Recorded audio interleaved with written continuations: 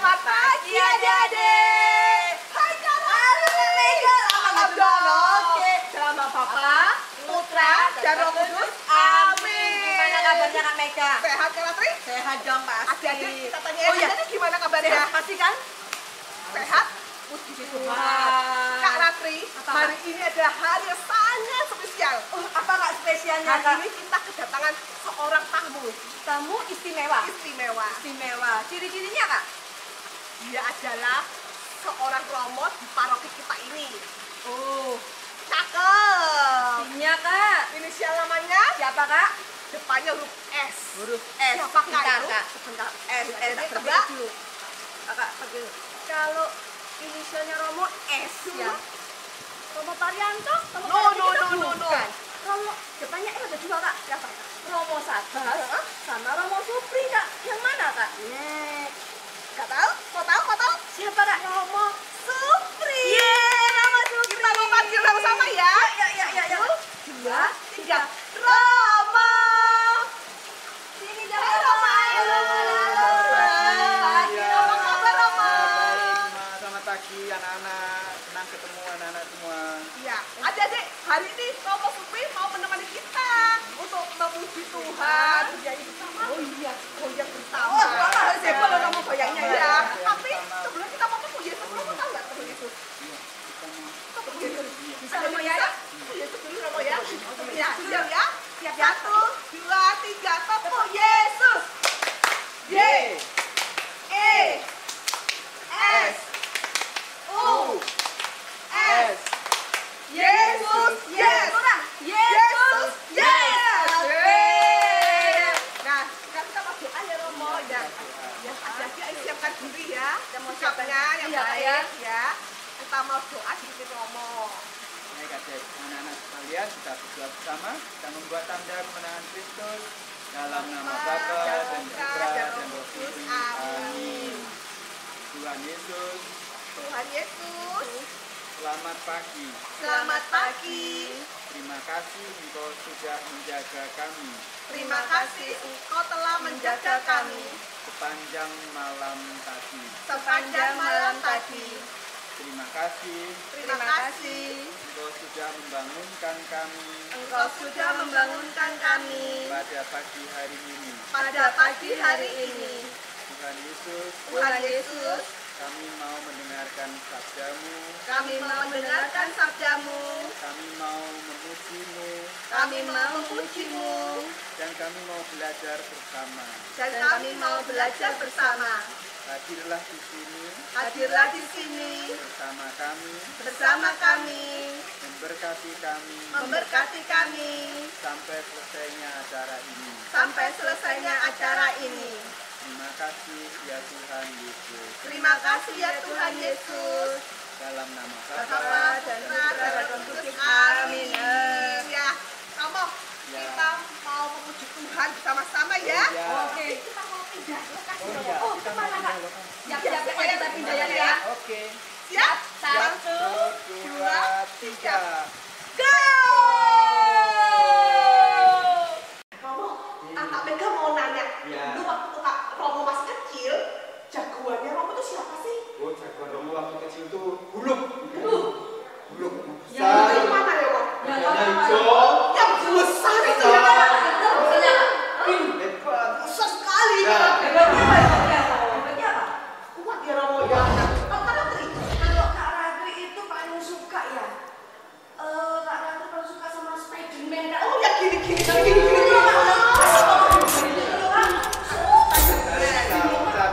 ya.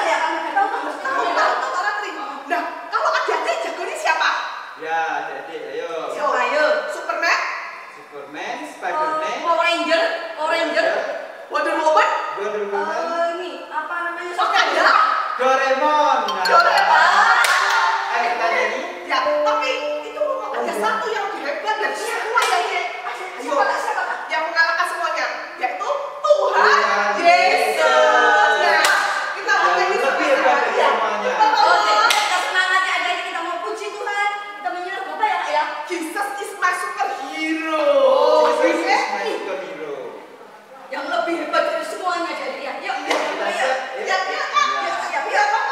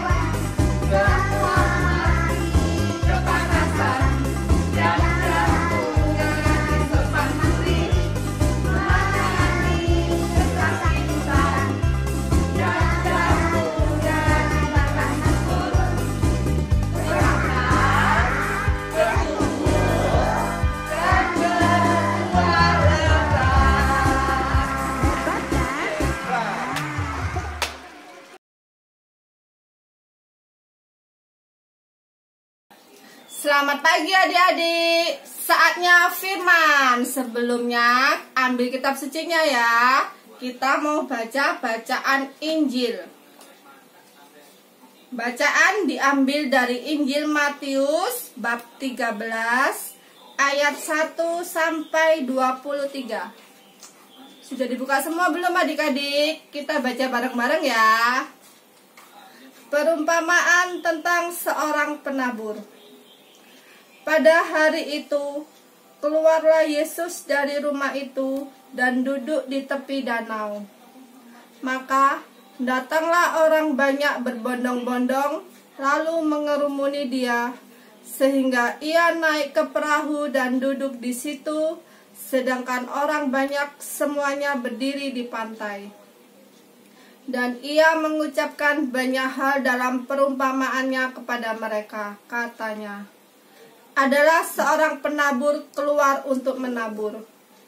Pada waktu ia menabur, sebagian benih itu jatuh di pinggir jalan, lalu datanglah burung dan memakannya sampai habis.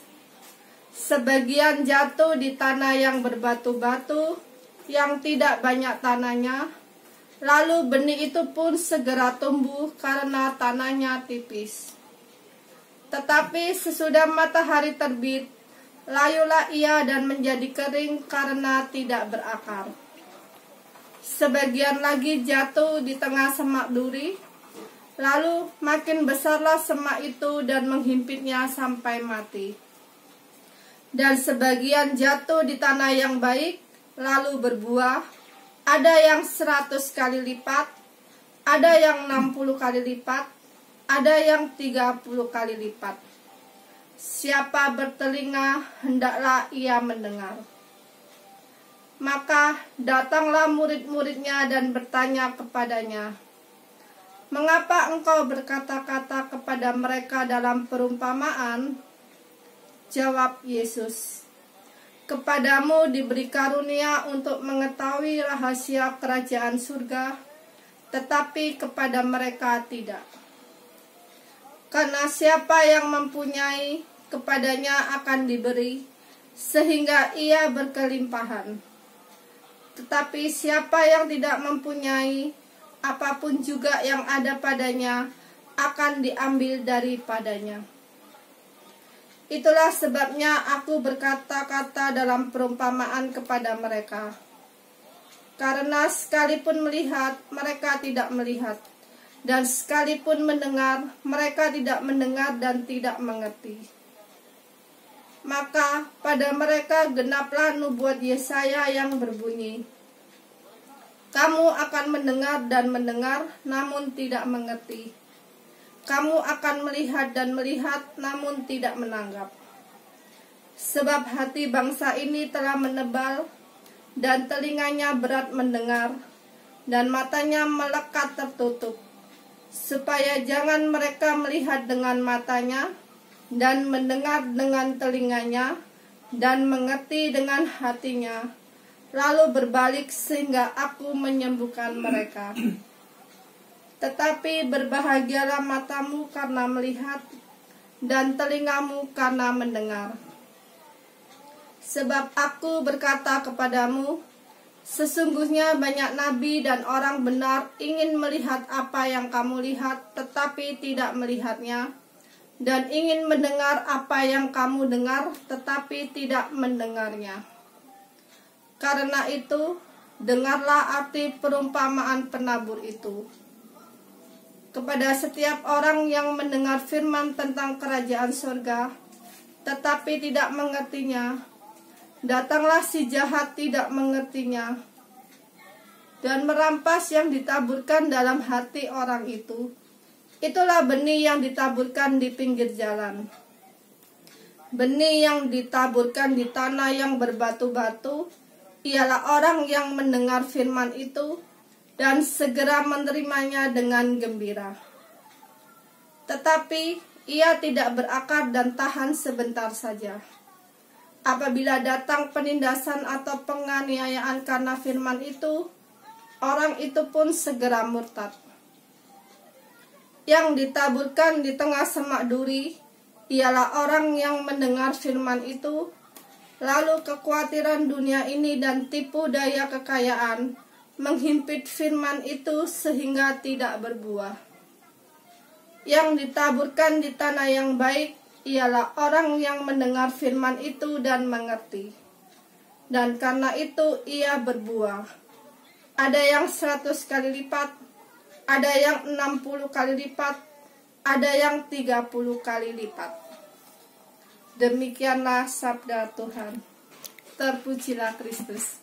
Selamat pagi adik-adik. Nah, tadi kan sudah dengerin ya Kak Lina bacain firman. Firmannya hari ini diambil dari Injil Matius bab 13 ayat 1 sampai 23. Tentang apa? Ya, tentang penabur yang menaburkan benih di tempat-tempat. Ada yang di jalan, ada yang di tanah yang berbatu, ada yang di tanah yang semak berduri, dan ada di tanah yang subur. Nah, sebelumnya kakak mau nunjukin foto. Lihat nih foto kakak yang pertama. Nah, jadi kakak juga ikutan si penabur. Kakak juga ikut menaburkan benih. Itu ada yang di jalan, ada yang di tanah berbatu, ada yang di semak berduri, dan ada yang di tanah yang subur. Foto yang kedua. Nah, foto yang kedua ini kelihatannya udah mulai dikit-dikit benihnya udah mulai tumbuh gitu ya. Kelihatan kan? Tapi ada yang kosong tuh. Kenapa kosong? Karena dimakan sama benih betul sekali. Terus video ya, foto yang ketiga. Nah, lebih kelihatan ya tumbuhnya sekarang ya. Kelihatan ya. Nah, sekarang kakak mau nunjukin realnya. Kakak kayak gimana ya? Yang kosong karena dimakan burung. Ini yang di tanah yang berbatu, ini yang semak berduri, dan ini yang di tanah yang subur. Wah, kakak juga ikut nanam nih, bisa dilihat ya. Yang namanya ini yang kosong nih. Ya kan kosong kan nggak ada apa-apanya. Terus kemudian ini bisa dilihat. Ini di tanah yang berbatu. Terus kemudian ini yang di semak berduri. Yang terakhir tanah yang subur. Bisa dilihat ya perbandingannya. Dari yang pertama pasti nggak tumbuh apa-apa karena kosong.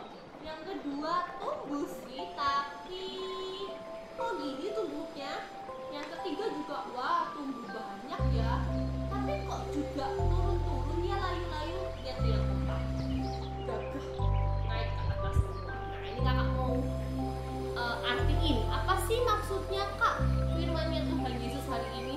Jadi benih yang ditabur sama penabur itu sama dengan firman Tuhan. Jadi artinya sama dengan firman Tuhan. Kalau yang firman Tuhan yang jatuh atau benih yang jatuh di tanah yang terus kemudian dimakan burung, itu artinya sama kayak adik-adik waktu dengerin firman Tuhan, tapi adik-adiknya nggak konsentrasi. Jadi ketika kakak cerita gini ya, kakak kan lagi cerita nih sekarang, tapi adik-adiknya malah main sendiri, atau adik-adiknya malah ganggu temannya waktu dengerin cerita. Nah, sama kayak yang di sini. Jadi adik-adik sama dengan tidak mendengarkan firman Tuhan. Jadi tidak tahu cerita yang kakak ceritakan itu tentang apa. Nah, yang kedua, yang di tanah yang berbatu. Kalau di tanah yang berbatu ini artinya sama dengan adik-adik itu dengerin firman Tuhan, tapi di tengah-tengah mendengarkan. Jadi di tengah kakak-kakak pembina cerita firman Tuhan, adik-adiknya mungkin ngantuk atau mungkin ngelamun. Bentar lagi film Doraemonku main nih, bentar lagi Upin-Ipinku main nih. Jadi firman Tuhan yang didengarkan itu cuma separuh. Kan mungkin habis mikirin gitu atau ngantuk udah lupa deh firman Tuhannya. Kayak gini nih, jadi tumbuhnya nggak bisa full, tumbuhnya layu gitu. Tumbuh sih tapi layu. Terus kemudian yang ketiga yang di semak berduri itu artinya kayak adik-adik dengerin nih ceritanya kakak sampai habis, mendengarkan firman Tuhan sampai habis. Tapi misalnya ya kakak cerita firman Tuhan tentang firman Tuhan itu tentang kasih, harus mengasihi orang tua, harus mengasihi saudara di rumah. Tapi adik-adik udah dengar nih, udah tahu, oh iya kak, oh iya. Tapi sampai ketika pulang di rumah ternyata lihat, loh adikku kok mainin mainanku nggak izin, terus marah-marah. Kok kamu gini, kok kamu gitu. Nah ini kayak yang bisa dicuri nih.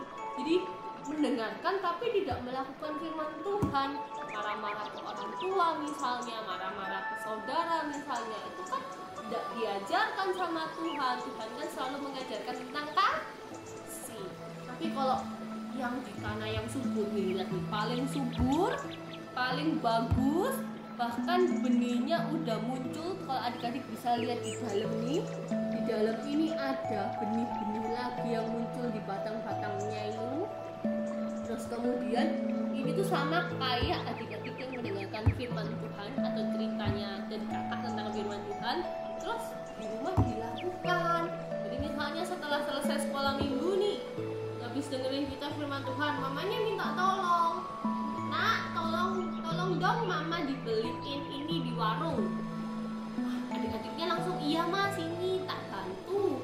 Atau nak tolong bantu mama cuci piring, oh iya ma. Jadi langsung dilakukan nurut perintah orang tua. Nak ayo sebentar lagi mau sekolah belajar, oh iya ma. Nah itu yang ini. Kalau yang ini tuh bentar lagi sekolah loh nak, ayo belajar yuk. Nggak mau mas, sekolah loh masih minggu depan. Ngapain belajar sekarang ya, minggu depan aja. Siapa yuk kayak gitu?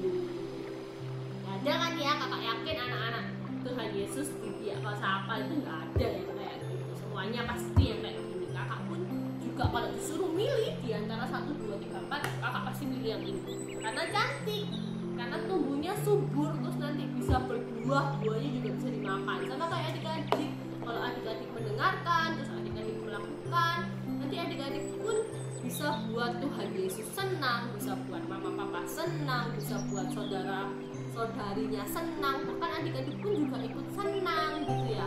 Jadi adik-adik harus kayak benih yang ditabur di tanah yang keempat, di tanah yang subur, harus selalu berbuat kasih, harus selalu mendengarkan firman Tuhan, melakukan firman Tuhan juga. Itu ya, bisa kan ya? Bisa, Pak yakin adik-adik pasti bisa. Nah, setelah ini kita mau hafalin ayat hafalannya. Jadi Alkitabnya diambil lagi, dibuka di Matius bab 13 ayat ke-9. Itu ayat hafalannya kita baca bareng-bareng ya. Udah dibuka? Sudah. Matius bab 13 ayat ke-9. Siapa yang bertelinga pasti mendengar. Sekali lagi, siapa yang bertelinga pasti mendengar. Oke, sip, bagus semuanya. Nah, sebentar lagi kita mau aktivitas, tapi sebelum aktivitas kakak punya pertanyaan buat kelas kecil maupun kelas tengah dan kelas besar. Dijawab ya, terus jawabannya bisa dikasihkan ke kakak, nanti bisa adik-adik bisa dapetin hadiah. Kita lanjut ke aktivitas. Bye-bye.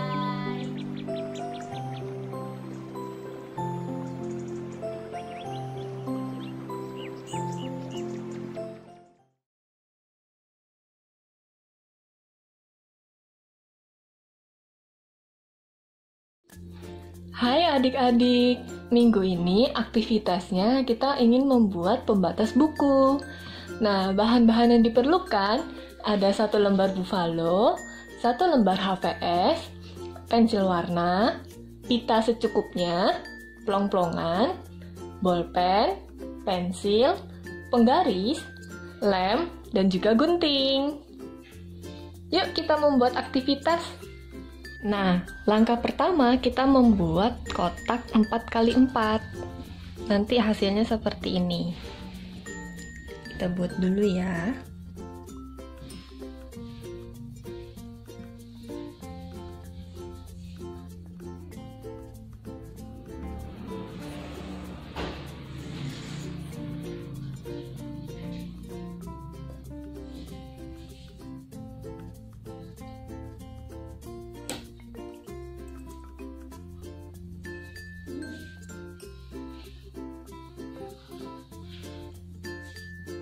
Nah, kita buat kotak 4x4 sebanyak 4 buah. Lalu, ini adalah kotak pertama, kotak kedua, kotak ketiga, kotak keempat. Ini. kotak pertama, kedua, ketiga, dan keempat. Di kotak pertama, kita gambar jalan. Lalu, gambar benih yang jatuh di pinggir jalan dan dimakan oleh burung.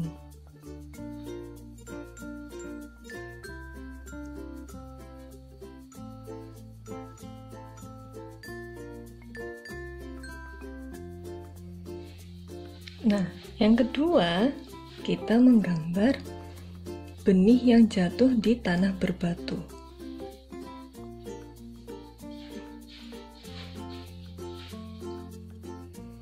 Yang ketiga, kita menggambar benih yang jatuh di semak berduri.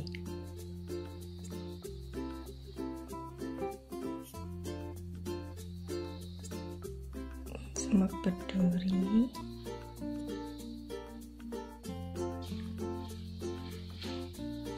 Nah, lalu yang keempat, kita menggambar benih yang jatuh di tanah yang subur.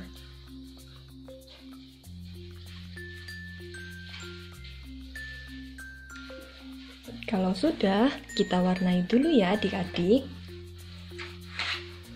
Ambil pensil warna. Burungnya bebas diwarnai apa? Kalau adik-adik suka warna biru, warnai warna biru. Kalau suka warna kuning, warna kuning. Lalu jalannya kita kasih warna hitam. Batunya juga kita kasih warna hitam.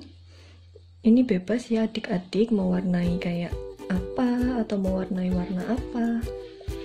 Sesukanya adik-adik. Lalu warna hijau untuk semak berduri.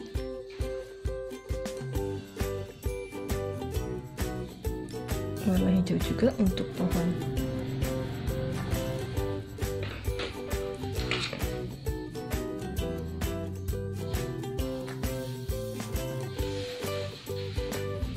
Nah, kalau sudah, kita potong sesuai kotaknya ya adik-adik. Hati-hati dalam menggunakan gunting.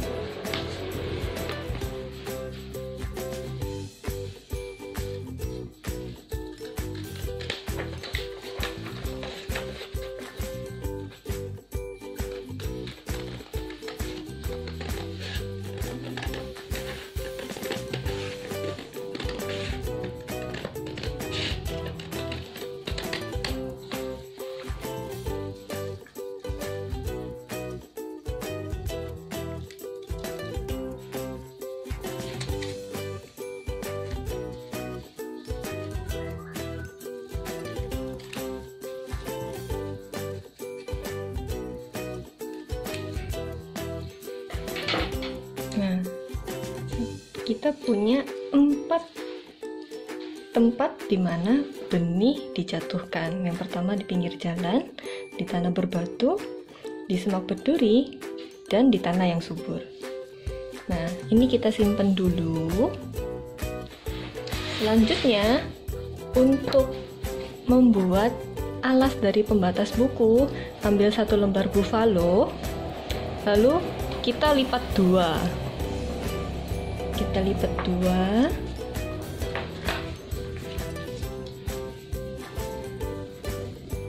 Lalu dilipat lagi. Ini dilipat lagi.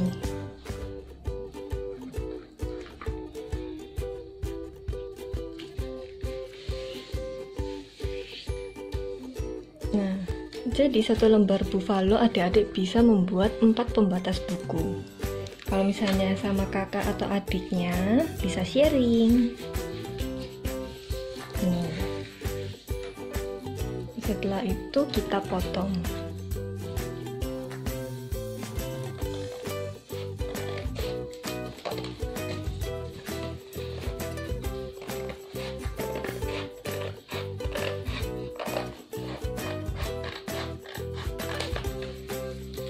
Nah, setelah kita potong, kita menempel.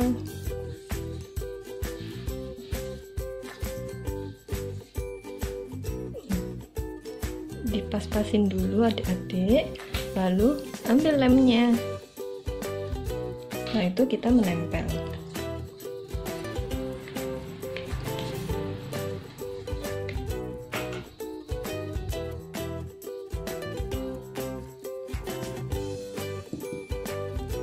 Yang pertama,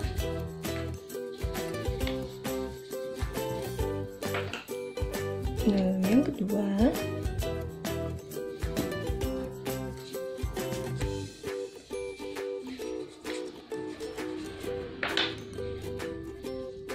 yang ketiga,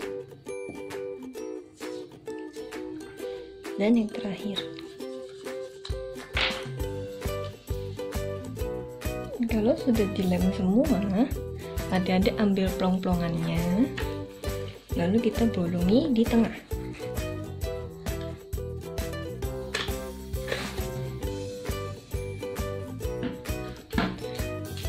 Nah, lalu adik-adik ambil bolpen, ditulis Matius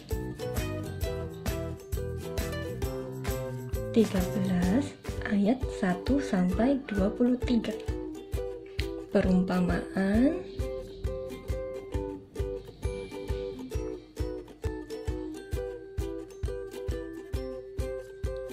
tentang penabur. Nah, lalu adik-adik masih ingat nggak firmannya? Kalau misalnya benih itu kalau jatuh di pinggir jalan bisa berbuah nggak? Nggak bisa. Kalau jatuh di tanah berbatu juga nggak bisa. Kalau di semak berduri juga nggak bisa menjadi pohon yang baik.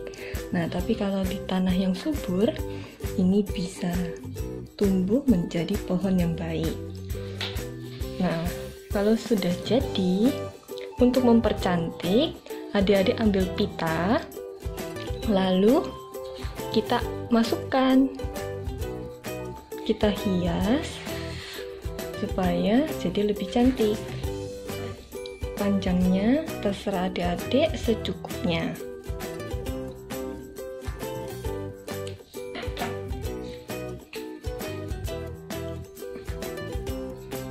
Diikat seperti ini, diikat sekali lagi biar ikatannya nggak copot. Nah, sudah selesai pembatas bukunya. Adik-adik bisa memakai pembatas buku ini untuk baca Alkitab atau misalnya baca buku pelajaran. Tarang! Sekian aktivitas hari ini. Nah, adik-adik kalau sudah buat aktivitasnya, jangan lupa di-post di Instagram dan tag IG-nya Bia, yaitu @bia_klasapa. Nah, ditunggu ya karyanya adik-adik. Sekarang sekolah minggunya sudah selesai. Mari kita tutup dengan doa. Dalam nama Bapa dan Putra dan Roh Kudus. Amin. Ya Tuhan, terima kasih karena kami masih boleh mengikuti Bia online hari ini. Sertai kami selama seminggu ke depan ya Tuhan. Lindungilah kami dan berikanlah kesehatan bagi kami. Kemuliaan kepada Bapa dan Putra dan Roh Kudus, seperti pada permulaan, sekarang, selalu, dan sepanjang segala abad. Amin. Dalam nama Bapa dan Putra dan Roh Kudus. Amin. Sampai jumpa minggu depan. Halo, selamat pagi adik-adik. Pasti adik-adik bingung, kenapa kok videonya belum selesai? Nah, itu karena mulai minggu ini dalam video Bia online akan ketambahan sesi baru, yaitu sesi mengenal Santo dan Santa. Jadi di sesi ini ya pastinya kakak-kakak akan bercerita mengenai Santo dan Santa yang ada di Gereja Katolik. Dan minggu ini adalah Santo Antonius Padua. Ya, mungkin adik-adik banyak dengar AP, wilayah AP. Nah, AP itu adalah Antonius Padua. Ada yang berasal dari AP? Wilayah AP? Oh, oke, ada. Nah, kakak juga berasal dari wilayah AP, yaitu AP 2, sama-sama AP. Ya, oke. Jadi kakak akan menjelaskan ya, bercerita tentang Santo Antonius Padua ini siapa sih, terus lahir di mana, terus juga gimana kehidupannya, kok bisa dibilang santo. Nah, kakak akan bahas melalui 6 fakta unik mengenai Santo Antonius Padua. Dan langsung masuk ke 6 faktanya. Nah, ini kok bahasa Inggris, Kak? Nah, tenang. Nanti kakak jelaskan, kakak translatekan ke adik-adik. Ya, langsung masuk ke fakta yang pertama, yaitu his name wasn't Anthony and he wasn't Italian. Ya, namanya bukan Anthony dan Antonius ya, dan juga bukan orang Itali. Jadi dia ini adalah orang Portugal aslinya, karena dia lahir di Portugal di kota Lisbon pada tahun 1195. Ya, dari pasangan Papa Martin dan Mama Maria. Nah, itu adalah nama dari kedua orang tuanya. Nah, terus juga ya pastinya dia bukan orang Italia, dia adalah orang Portugal. Ya, oke. Dan namanya itu bukan Antonius, karena Antonius itu adalah nama baptis. Jadi nama aslinya itu dari papa mamanya tadi, Papa Martin dan Mama Maria, itu namanya Fernando. Ya, Fernando itu nama aslinya. Tapi lebih banyak disebut Antonius, yaitu nama baptisnya dia. Oke, langsung masuk ke fakta unik kedua, yaitu Santo Antonius Padua ini ya memulai debutnya di pelayanan itu sebagai biarawan. Ya, di biara Ordo Imam Fransiskan. Ya, dia mulai pelayanannya menjadi biarawan di Ordo Imam Fransiskan. Itu dia lakukan selama 10 tahun. Ya, dia banyak diutus ke banyak negara, contohnya Italia. Ya, adik-adik tahu Italia, ya ini benderanya. Lalu Prancis dan Sisilia. Oke, jadi karena banyak diutus ke banyak negara, ya banyak umat yang tersanjung, banyak orang yang tersanjung dengan kehebatan dia dalam berkhotbah. Nah, kalau tahu khotbah kan adik-adik, yang biasanya di misa, ya homili, bisa disebut juga dengan homili atau khotbah. Nah, itu dia jago dalam hal berkhotbah. Ya, banyak orang yang tersanjung, banyak orang yang menghormati sosok Santo Antonius Padua ini. Dan 10 tahun itu dia menjadi biarawan, ya banyak mempertobatkan orang, banyak mengajak orang untuk mengenal Tuhan. Nah, dan akhirnya wafat pada tahun 1231 karena terkena penyakit atau sakit, ya jatuh sakit dan akhirnya wafat.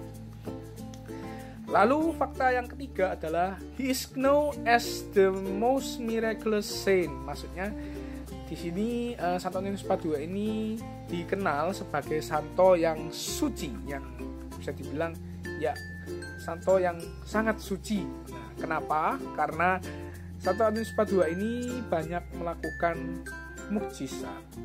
Dan salah satu mukjizatnya adalah di mana dia berdebat dengan seorang pedagang Yahudi yang tidak percaya akan Tuhan dan menantang Santo Antonius Padua nanti di mana dia punya keledai, nggak dikasih makan 3 hari, dan nanti akan dikasih pilihan keledainya, kamu milih hosti atau milih jerami, ya.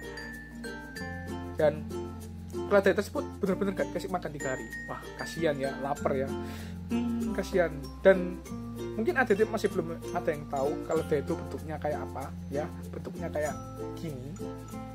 Dan jerami sendiri bentuknya kayak apa? Bentuknya kayak gini.